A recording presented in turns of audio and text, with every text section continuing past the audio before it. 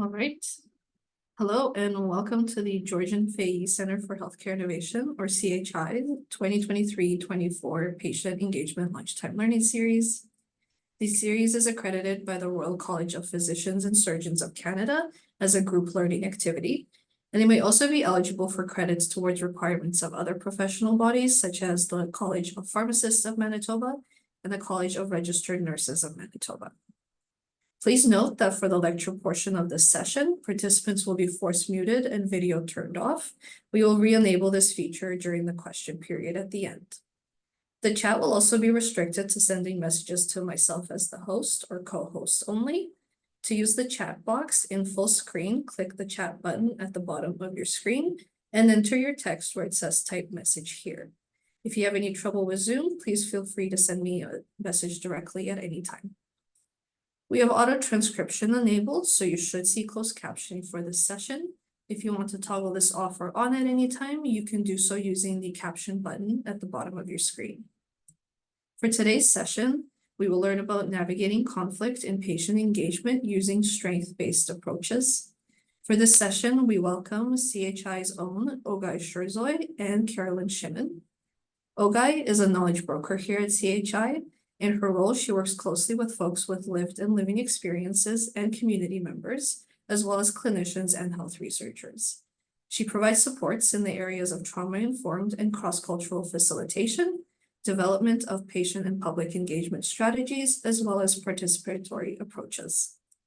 Carolyn is our public and patient engagement lead here at CHI, and Carolyn helps CHI's strategy on patient and public involvement in health research decision-making. Welcome, Ogay and Carolyn, and please go ahead whenever you're ready. Thanks, Victoria. Hi, everyone. Welcome. We truly appreciate you joining us today. Thank you for your gift of time. I would like to start the session by acknowledging that we are gathered on the ancestral and current-day lands and waters of the Anishinaabe, Cree, Ojibwe Cree, Dakota, and Dene peoples, and on the national homeland of the Red River Métis. In northern Manitoba, we acknowledge the ancestral lands of the Inuit and gratefully acknowledge that our water is sourced from Shoal Lake 41st Nation. We respect the treaties that were made on these lands. We acknowledge the harms and mistakes of the past and present, and we dedicate ourselves to move forward in partnership with Indigenous communities in the spirit of reconciliation and collaboration. I am holding myself accountable to take actions by continuing on the path of learning and expanding my knowledge around Indigenous cultures, the history and present-day colonialism, ways to decolonize in my personal and professional life, and actively challenge my position as a first-generation immigrant settler and my beliefs through practicing self-awareness and reflexivity. Also, it is important that I pass my knowledge down to my kids to ensure they too are creating inclusive and safer spaces. We are going to take a few minutes to do a mindfulness breathing exercise as a way to ground us. Conflict can bring about stressful feelings, and breathing can help us remain calm in such moments and situations, so we can be proactive and engage in a way that leads to learning and growth. Mindfulness breathing also helps with self-regulation, so our responses are not emotionally charged. This can be a tool you can add to your toolbox moving forward and apply this in your personal and professional life. So please find a position that you are most comfortable. We will begin by shifting our focus on our breathing. Although it might sound easy, it can be quite tricky to actually be in the present moment and just focus on the breathing piece. So please take a moment, take a deep breath in, inhale, and hold for 3 seconds. And exhale, 1, 2, 3. We're going to take another deep inhale and hold for 1, 2, 3, and exhale. As you're doing this breathing exercise, you will notice your thoughts might wander, and that's okay. We just gently bring our focus back to our breathing. So inhale And hold 1, 2, 3. And exhale. One more time. We're going to inhale. 1, 2, 3. And exhale. 1, 2, 3. So now I would like to invite everyone back. Thank you, everyone. Hopefully this is something you're able to incorporate moving forward when you just need a pause. So we're going to dive right in now. What is conflict? Conflict is universal, meaning it occurs across cultures, genders, and age groups. Conflict is part of any healthy relationship. We all have different perspectives and views of the world and situations through our own lenses. As a result, people or groups might disagree. So therefore, they can arise from differences both large and small. And conflict can occur when folks have disagreements over their values, motivation, ideas, and desires. Although at times these differences may appear trivial, but when conflict triggers strong feelings and deep personal need is often at the core of the problem. So it's crucial that we deal with conflict as opposed to avoiding it. When conflict is mismanaged, it can have negative impacts on the relationship. However, when we take proactive measures by handling the situations or even in a respectful way, conflict provides an opportunity to strengthen the bond and share insights and examples so you can continue to build and expand on your skills to keep your personal and professional relationships strong and growing.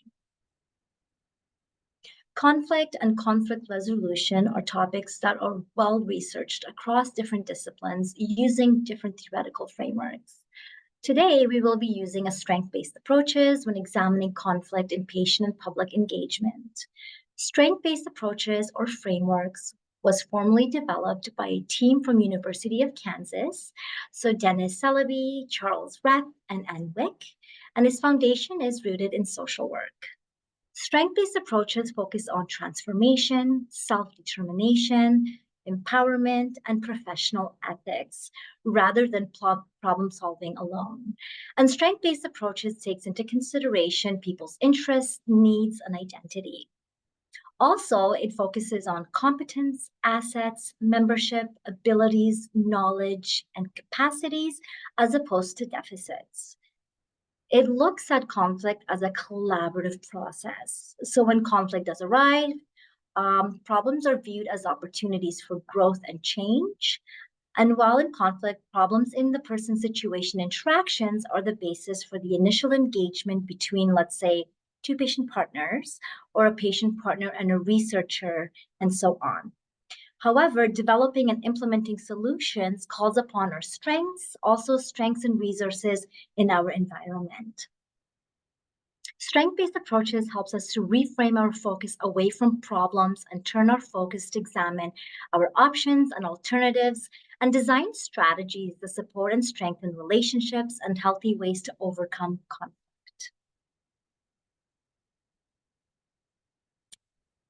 So as human beings, we all need to feel a sense of connection, belonging, understood, nurtured, and supported.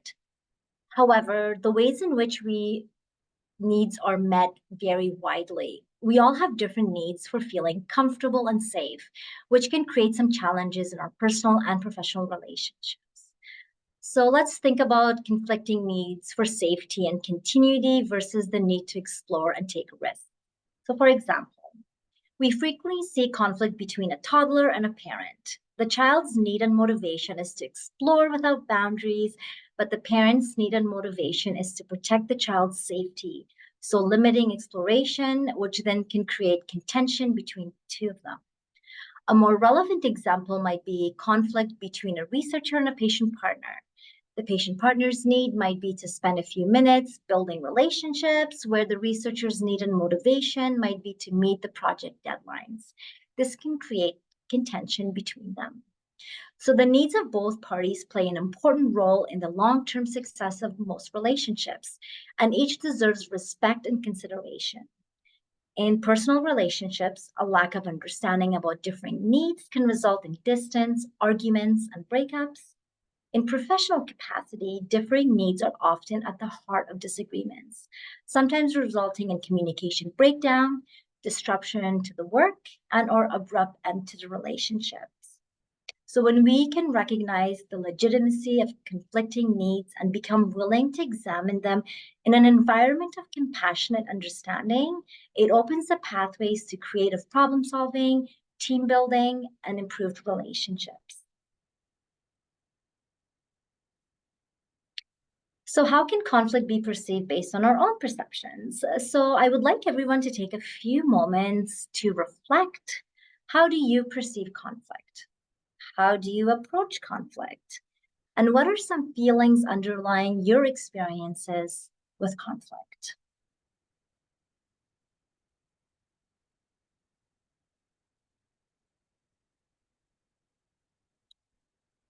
Do you fear conflict or avoid it at all costs? Do you agree with other persons to avoid conflict? If your perception of conflict comes from a frightening or painful memories from previous relationships or early childhood, oh, and my light turns off. um, one moment, please. Thank you for your patience. Um, Again, if your memories have been from previous relationships or early childhood, you may expect all present day disagreements to end badly. You may even view conflict in relationships as demoralizing, humiliating, dangerous, and sometimes something to fear. So, if your early life experiences also left you feeling out of control and powerless, conflict may even bring up past or present trauma. So, when we view conflict as unsafe, it tends to become self-fulfilling prophecy. When we go into a conflict situation already feeling extremely threatened, it's tough to deal with the problem at hand in a healthy way. Instead, we are more likely to shut down or display anger. Conflict can trigger strong emotions and lead to feelings of stress and discomfort. First off, it's important we are kind and not judgmental to ourselves. Second, self-awareness is key. So we are better able to understand our own needs and best ways to communicate them with others and being able to focus on what really is bothering us. And although in our society, conflict is often viewed in a negative light and folks try to avoid it as much as possible, I want to remind everyone that when we prepare and are proactive, we are better equipped to resolve conflict in a healthy way. Resolving conflict increases our understanding of one another, builds trust, and strengthens our relationship bond. There are several studies on nonverbal communications with varying results. However, most experts have agreed that 70 to 90% of our communication is nonverbal. Body language and nonverbal cues are key in how we convey and exchange information. So the most important information exchange during conflict is nonverbally, which is conveyed by emotionally driven facial expressions. And that's something we can hide. Expressions of happiness, surprise, sadness, anger. These are all universal across cultures. Also thinking about posture, gestures, body movements, touch, pace, tone, and intensity of our voices. So when folks are upset, the words we use rarely convey the issues and needs at the heart of the problem. When we stop and truly listen for what is felt as well as what is said, we are able to connect more deeply to our own needs and emotions and those of other people. I am very sorry, folks. Me and the light are having a bit of a conflict today.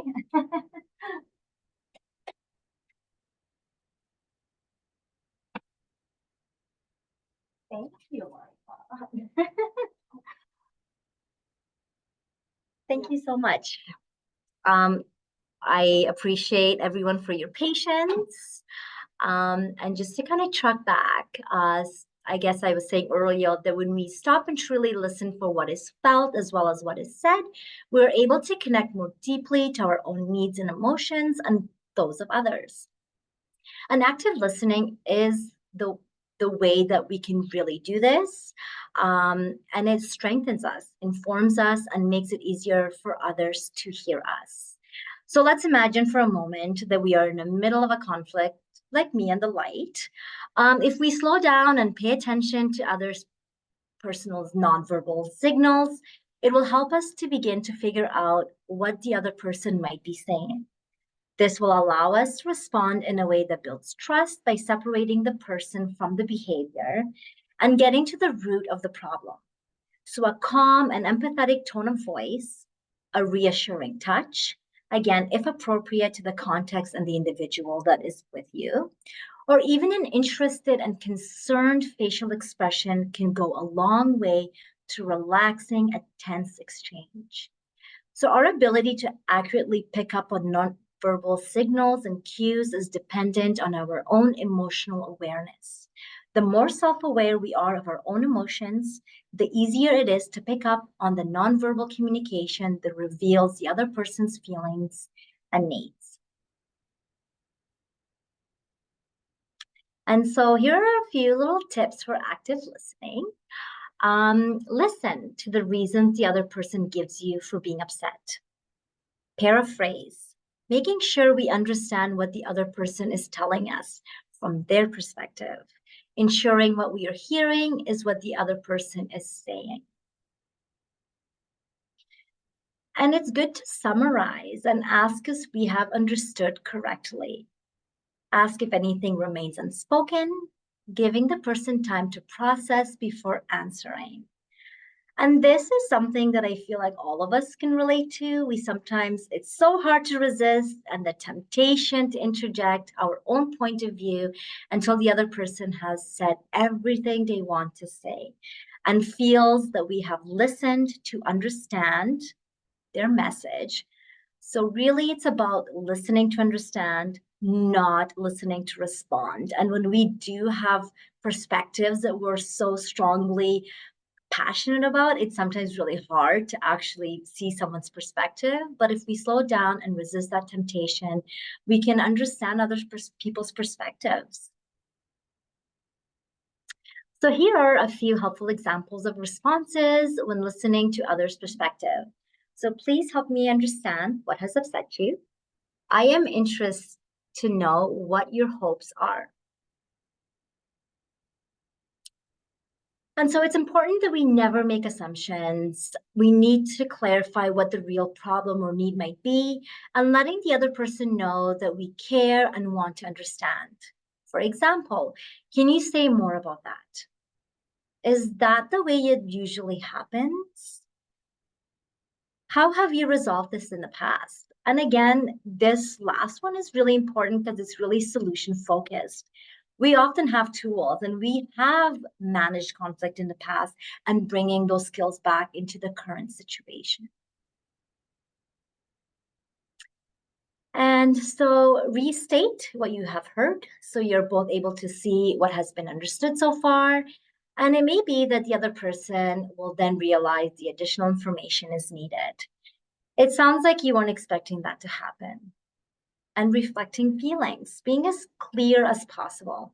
I can't imagine how hard that must have been. Even if the solution is vague at the beginning, it's important to validate the concerns of the other person. Expressing appreciation can be a very powerful message if it's conveyed with integrity and respect. I truly appreciate that we are talking about this. I'm glad that together we're able to figure this out.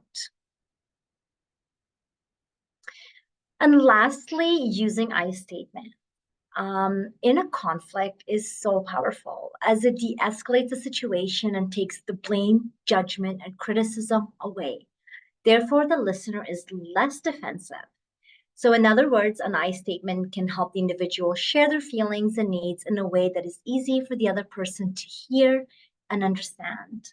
For example, I feel concerned when not everyone in the group is getting a chance to share their voice and their perspective.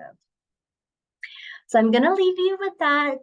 I would like to now turn it to Carolyn Shimon, our patient engagement lead, who is going to share more in-depth tools and resources. And thanks so much for listening to what I have to say. Thanks.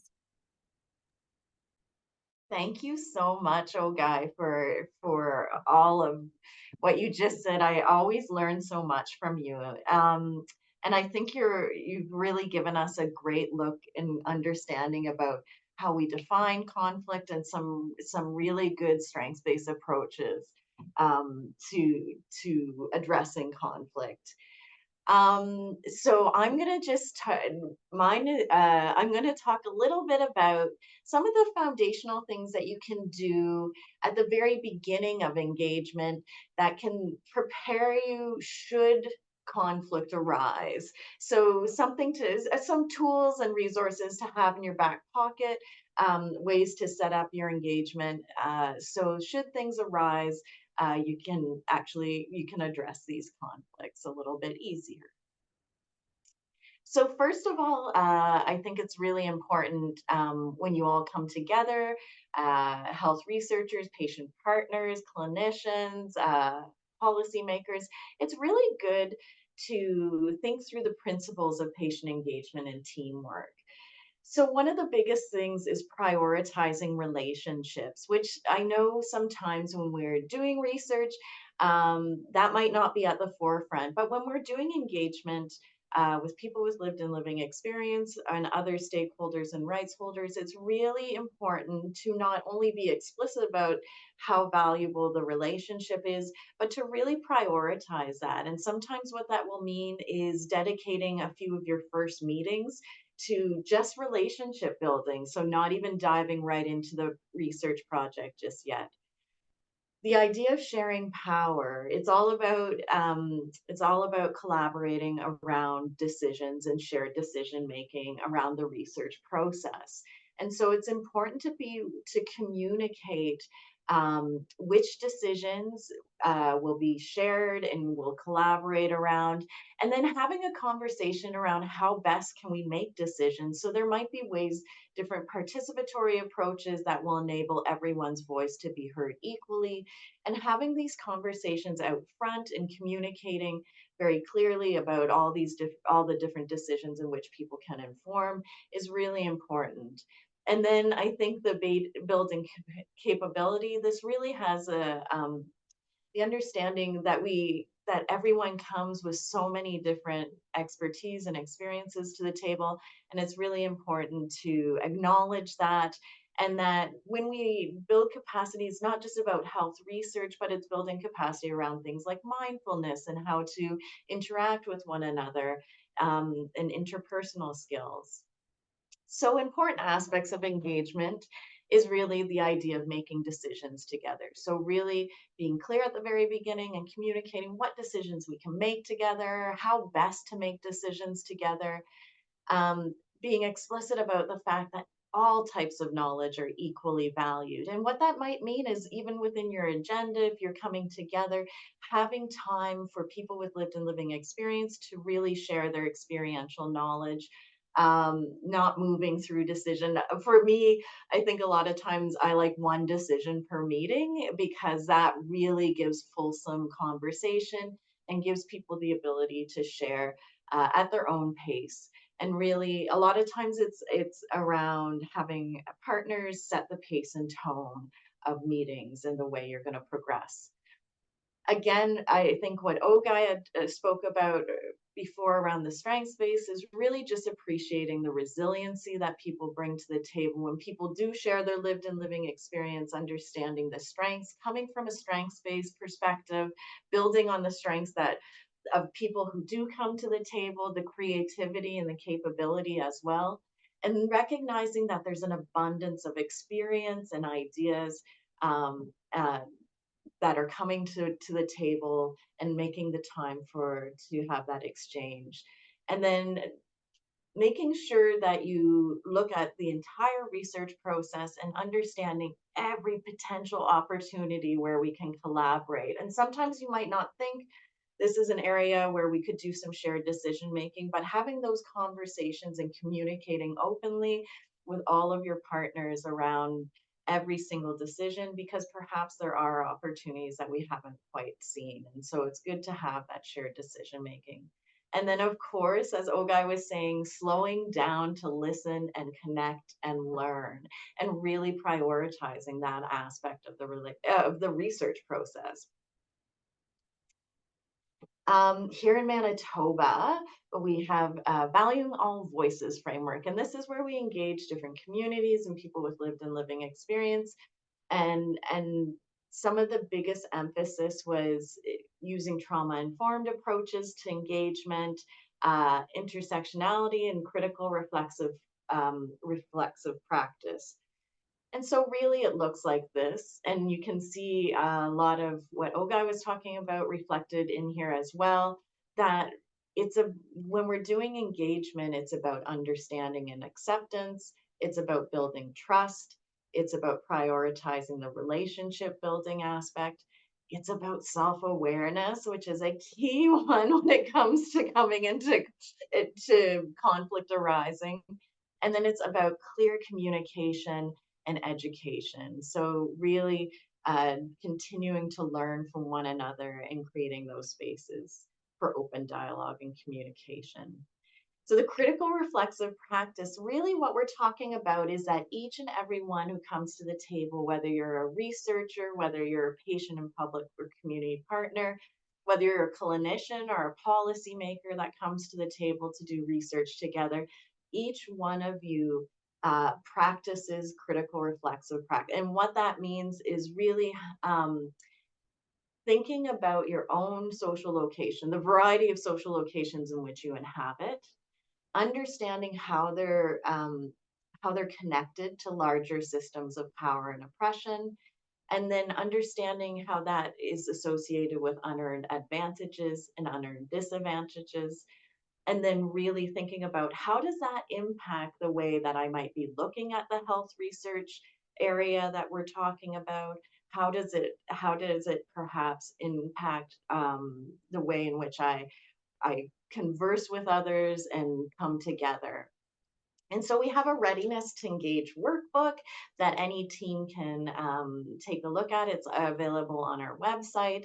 And this has some individual questions. So everyone can fill out these individual questions. And then there has team questions that you can come together and have these initial conversations as part of the relationship building at the very beginning.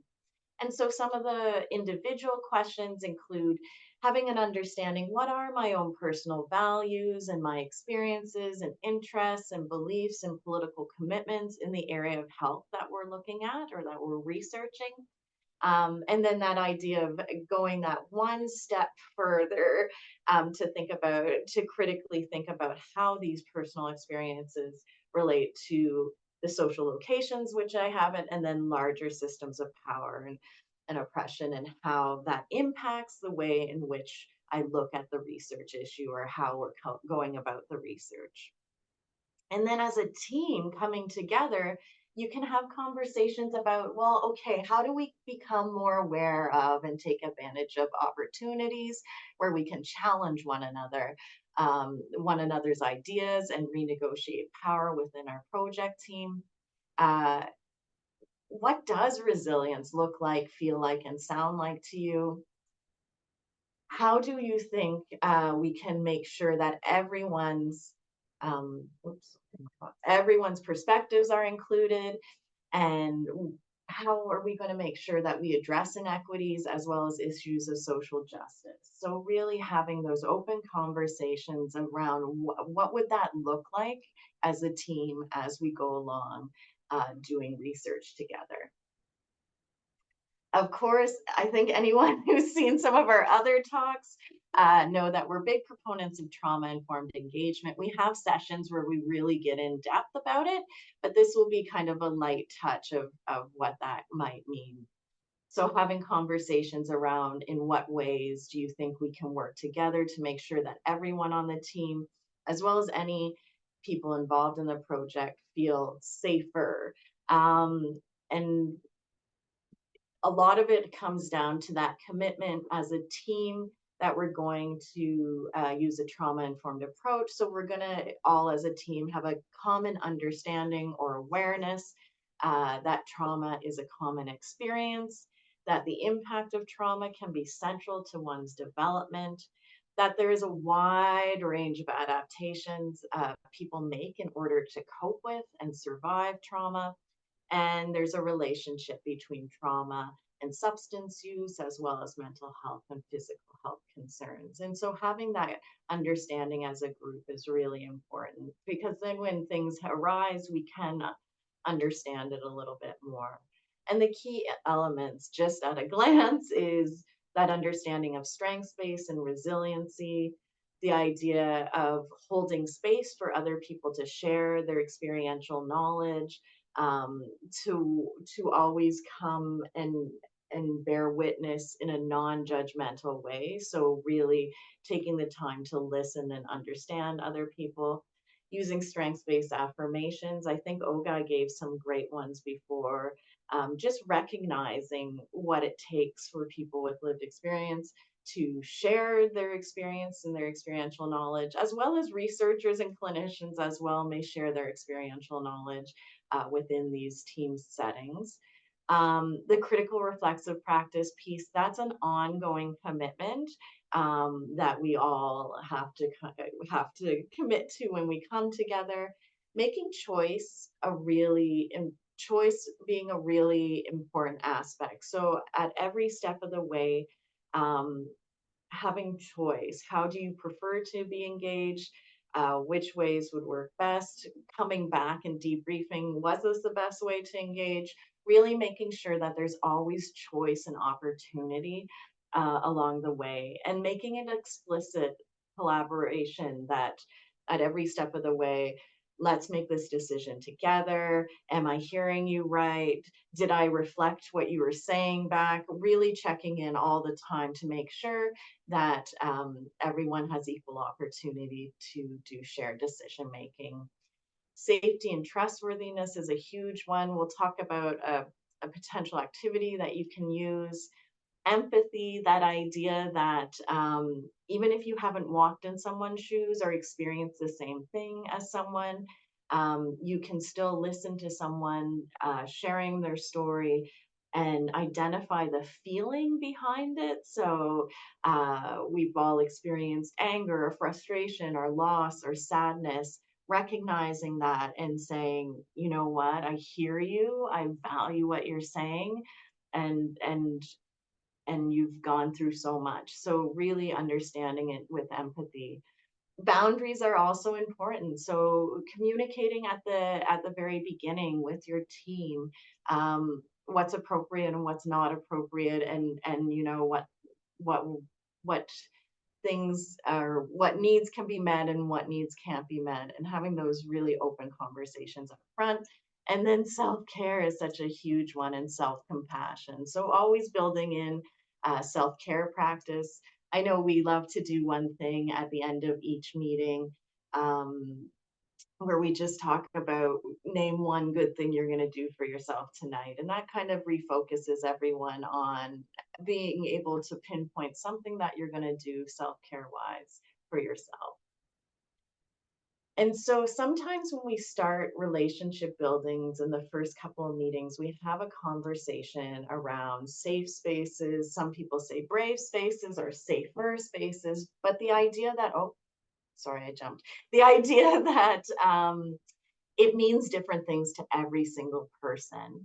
And so having an open conversation at the beginning of what does physical safety mean to you, look like to you, and feel like to you. You might find team members say things like, well, I'd prefer for us to meet in a community setting versus a hospital setting, and suggest different ways to make the environment more warm and welcoming. When we talk about what does emotional or psychological safety mean to you, look like to you, feel like to you, sometimes we have partners talking about just the idea of making sure that we move towards a strength-based approach, and we look at the issue from a strengths-based approach versus continuing to look at things from a deficit base. So how can we really think about those things. What does cultural safety mean to you, look like to you, feel like to you? Again, people may talk about different things like eye contact means different things in different cultures.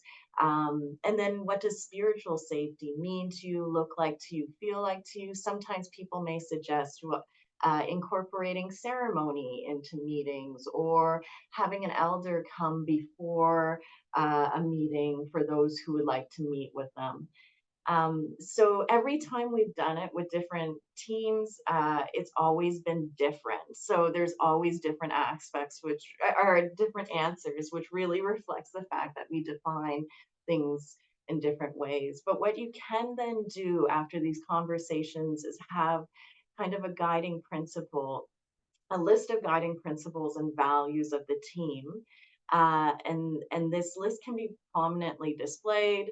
These are our guiding principles as a team. It's something you can review at the start of each session, but it also gives a common language for researchers, people with lived and living experience, as well as clinicians and healthcare workers, everyone coming around. It gives a shared language around when things need to be addressed. So if there's a sense that there's a power imbalance or there's a sense that we need to revisit the guiding principles or perhaps add something to the guiding principles to address a conflict that's arisen in the past, it's a thing that we can all get around and talk about and gives that opportunity to address issues.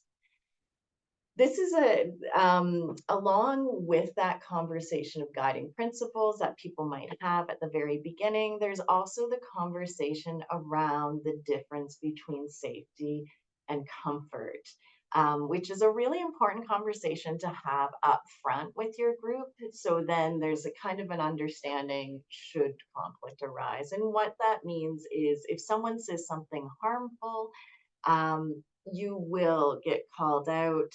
If you say something that's racist, homophobic, sexist, classist, ableist, sizist, sanist, xenophobic, all of those different things, people will call you out. And there's this wonderful guide by Harvard Diversity, Inclusion, and Belonging. And it really talks about the difference between calling in and calling out. Calling out is really about bringing public attention to an individual, group, or organization's harmful words or behavior. And calling in is more of an invitation to either a one-on-one or a small group conversation to bring attention to an individual or a group's harmful words or their behavior, including bias, prejudice, microaggressions, or discrimination. And the reasons we do this is to stop the perpetuation and negative effects of harmful words or behavior, to create that compassionate space, and to lean into having tough conversations. So as Ogai was saying, these are important conversations that we need to move into and address. And I think if you are doing patient engagement, it's really important to model this behavior, that those types of things will be addressed if you say something harmful.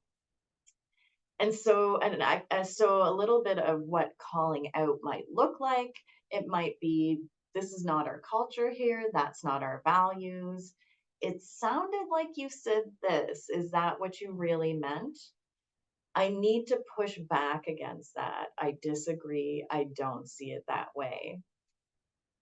I need you to know how that comment just landed with me. Or it sounds like you're making some assumptions that we need to unpack a bit. So calling out is when you have to address it immediately. It's quick. Sometimes it might be like a one-time engagement workshop where it has to be just addressed like that. Calling in is when you have a little bit more time. You want to maintain the relationship, address it with a little bit more compassion.